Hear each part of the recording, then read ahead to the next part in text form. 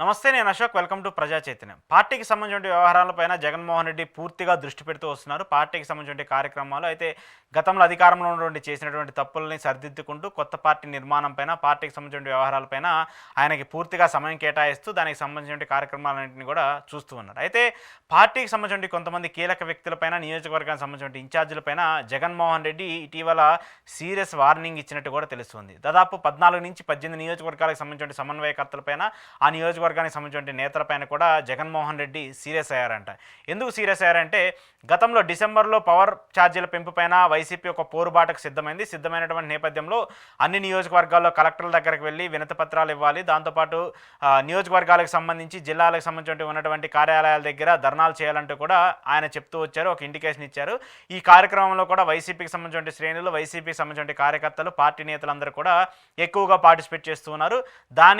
ఈ ఇంపాక్ట్ని చూసి ప్రభుత్వానికి కూడా కొంత భయం కలిగినటువంటి పరిస్థితి కనపడుతుంది. అంటే ప్రభుత్వానికి సంబంధించి ఎలాంటి తప్పు నిర్ణయం తీసుకున్న పోరాటానికి ప్రతిపక్ష పార్టీ ఒకటి ఉంది, వాళ్ళు మళ్ళీ జనాల్లోకి వస్తే ప్రభుత్వానికి కొంత ఇబ్బంది తగులుతుంది, దానివల్ల మనం నెగిటివ్ అవుతుంది అనేటువంటి ఒక ఇండికేషన్ అయితే కూటమి సర్కార్కి చేరింది. అయితే ఈ చేరికలో ఈ ఇండికేషన్ని కూటమి సర్కార్ చేర్చడంలో కొంతమంది వైసీపీ నేతలు విఫలమయ్యారు అనేటువంటి రిపోర్టు జగన్మోహన్ రెడ్డికి వచ్చింది. ఉన్నటువంటి 175 నియోజకవర్గాల్లో 15 నుంచి 20 నియోజకవర్గాల్లో వైసీపీకి సంబంధించినటువంటి కీలక నేతలు, వైసీపీకి సంబంధించిన ఇన్ఛార్జీలు యాక్టివ్గా లేరని చెప్పేసి జగన్మోహన్ రెడ్డికి సమాచారం ఉంది. ఆ ఇన్ఛార్జీలు కూడా జగన్మోహన్ రెడ్డి కొంత సీరియస్ వార్నింగ్ ఇచ్చారంట. పార్టీకి సంబంధించిన కార్యక్రమాలు ఏది ఆదేశించినా, పార్టీకి సంబంధించి సెంట్రల్ టీం ఏది ఇచ్చినా కూడా టీం ఇచ్చినటువంటి ఆదేశాల మేరకు మీరు పనులు చేయాల్సి ఉంటుంది. అలాంటి పనులు చేయకపోతే పార్టీ నుంచి తప్పుకోవాల్సిందే, కొత్త వాళ్ళకి అక్కడ అవకాశం ఇస్తారు.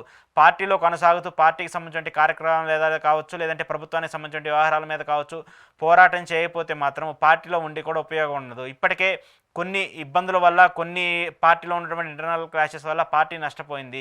మళ్ళీ అలాంటి తప్పు నేను చేయదలుచుకోవట్లేదంటూ కూడా జగన్మోహన్ రెడ్డి ఆ నేతలకు కూడా వార్నింగ్ ఇచ్చినట్టు తెలుస్తుంది. మరి ఆ 15 మంది నేతలు ఎవరో కూడా తెలియాల్సి ఉంది. అయితే కొన్ని నియోజకవర్గాల్లో మాత్రం ఓటమి నుంచి ఇంకా నేతలు కోలుకోలేకుండా ఉన్నారు. వాళ్ళు ఈ రేంజ్లో ఓడిపోతామని చెప్పేసి వైసీపీ పార్టీ ఈ రేంజ్లో ఇంత ఘోరంగా పతనానికి కారణమవుతుందని చెప్పేసి కూడా ఎవరు ఊహించలేదు, ఈవెన్ జగన్మోహన్ రెడ్డి కూడా ఊహించలేదు. అయితే స్వయాన జగన్మోహన్ రెడ్డి ఆ ఓటమి నుంచి బయటకు వచ్చి మళ్ళీ పార్టీ పునర్నిర్మాణం మీద దృష్టి పెడుతున్నటువంటి సమయంలో ఇంకా కొంతమంది నేతలు పార్టీకి సంబంధించిన కార్యక్రమాలకు దూరంగా ఉంటూ కార్యకర్తలను కలవకుండా గ్యాప్ మెయింటైన్ చేస్తూ ఉన్నారని చెప్పేసి జగన్మోహన్ రెడ్డి అసహనం వ్యక్తం చేస్తున్నారు. ఆ కొంతమంది నేతలకు కూడా జగన్మోహన్ రెడ్డి పిలిచి వార్నింగ్ ఇచ్చినట్టు కూడా తెలుస్తుంది. ఒకవేళ ఇలాంటి కార్యక్రమాల్లో మీకు పనిచేయడం ఇష్టం లేకపోతే, పార్టీలో కొనసాగడం ఇష్టం లేకపోతే మాత్రము పార్టీ నుంచి పక్క తప్పుకోండి, అక్కడ కొత్త వాళ్ళకి నేను అవకాశం ఇస్తాను.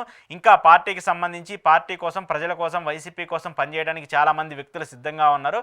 అలాంటి వాళ్ళని నేను తీసుకొచ్చి 4-5 ఏళ్లలో సిద్ధం చేసుకొని మళ్ళీ వాళ్ళకి టికెట్ ఇచ్చి పోటీ చేయిస్తానంటూ కూడా ఆయన మాట్లాడుతూ వచ్చారని తెలుస్తుంది. అంటే పార్టీలో ఎవరు యాక్టివ్గా లేకపోయినా, పార్టీకి సంబంధించిన కార్యక్రమాల్లో ఎవరు పోటీ చేయకపోయినా కూడా, ఎవరు పార్టిసిపేట్ చేయకపోయినా కూడా వాళ్ళందరినీ పక్కన పెట్టడానికి జగన్మోహన్ రెడ్డి డిసైడ్ అయిపోయినట్టు తెలుస్తుంది. దాంతోపాటు ప్రాంతాల వారీగా కొంతమంది ఇన్ఛార్జీలను ఇప్పటికే జగన్మోహన్ రెడ్డి నియమిస్తూ వచ్చారు. ఆ ప్రాంతాల వారీగా ఇన్ఛార్జీలు ఎవరైతే ఉంటారో వాళ్ళతో ఏమన్నా విభేదాలున్నా, వాళ్ళతో ఏమైనా కారణాలున్నా వాళ్ళు ఇంటర్నల్గా డిస్కస్ చేసుకోవాలి. కానీ దాన్ని బయట పెట్టేసి పార్టీకి నష్టం చేకూర్చే విధంగా ఉన్నా కూడా వాటిని నేను ఉపేక్షించను, గతంలో జరిగినటువంటి తప్పులను ఈసారి నేను తీసుకోనంటూ కూడా జగన్మోహన్ రెడ్డి ఒక స్ట్రిక్ట్ వార్నింగ్ ఇచ్చినట్టు కూడా తెలుస్తుంది. సజ్జల రామకృష్ణారెడ్డి కావచ్చు, విజయసాయిరెడ్డి కావచ్చు, వైవి సుబ్బారెడ్డి కావచ్చు, అలాగే చివరెడ్డి భాస్కర్ రెడ్డి కావచ్చు, కొంతమంది కీలక నేతలకు పార్టీకి సంబంధించి ప్రాంతాల వారీగా కీలక బాధ్యతలు అప్పచెప్తూ వచ్చారు జగన్మోహన్ రెడ్డి.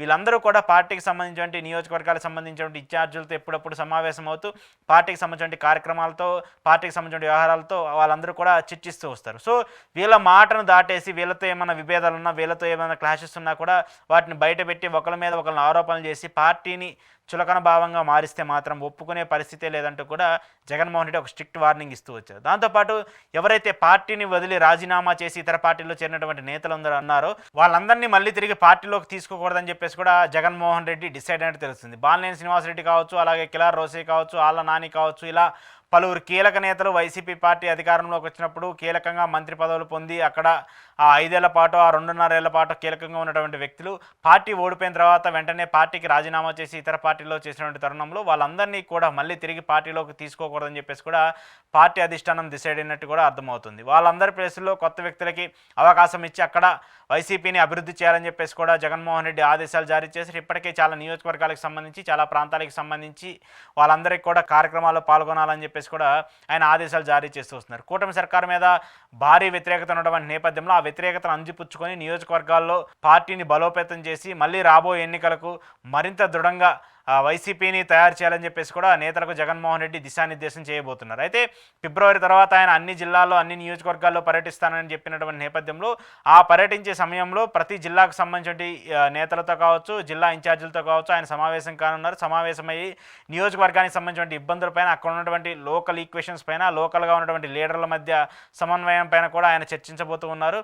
ఎక్కడైతే ఇబ్బందులు ఉన్నాయో వాటన్నిటినీ కూడా సరిదిద్ది మళ్ళీ వైసీపీని గాడిలో పెట్టాలని చెప్పేసి జగన్మోహన్ రెడ్డి డిసైడ్ అయినట్టు తెలుస్తుంది. మిగతా ఎవరైతే వ్యక్తులు ఉన్నారో నియోజకవర్గానికి సంబంధించిన ఇన్ఛార్జీలు ఎవరైతే సైలెంట్గా ఉన్నారో వాళ్ళందరికీ కూడా జగన్మోహన్ రెడ్డి ఒక ఇండికేషన్ అయితే పంపించారు. పార్టీ కార్యక్రమాల్లో మీరు పార్టిసిపేట్ చేయకపోతే మాత్రం పక్కకు తప్పుకోండి, కొత్త వాళ్ళని తీసుకొచ్చి నా పార్టీని వైసీపీని అభివృద్ధి చేసుకునేందుకు నా దగ్గర ప్రణాళిక ఉందంటూ కూడా ఆయన ఒక సీరియస్ హెచ్చరిక ఇచ్చినట్టు తెలుస్తుంది. మరి ఈ హెచ్చరిక తర్వాత అయినా ఆ నేతలందరూ కూడా మళ్ళీ బయటకు వచ్చి కార్యక్రమాల్లో పాల్గొంటారా, లేదంటే కూటమికి సంబంధించిన వ్యతిరేకత పైన పోరాడి మళ్ళీ పార్టీని అభివృద్ధిలోకి తీసుకొస్తారనేది మాత్రం చూడాల్సింది. ఏది ఏమైనప్పటికీ మాత్రం జగన్మోహన్ రెడ్డి మళ్ళీ పార్టీ పునర్నిర్మాణం పైన దృష్టి పెడుతూ వస్తున్నారు. నియోజకవర్గాలకు సంబంధించి ప్రాంతాల వారీగా కూడా వైసీపీకి సంబంధించిన కార్యక్రమాల్లో కూడా ఫోకస్గా ముందుకు వెళ్ళాలి, దూకుడుగా వెళ్ళాలని చెప్పేసి కూడా డిసైడ్ అయినట్టు అర్థమవుతుంది.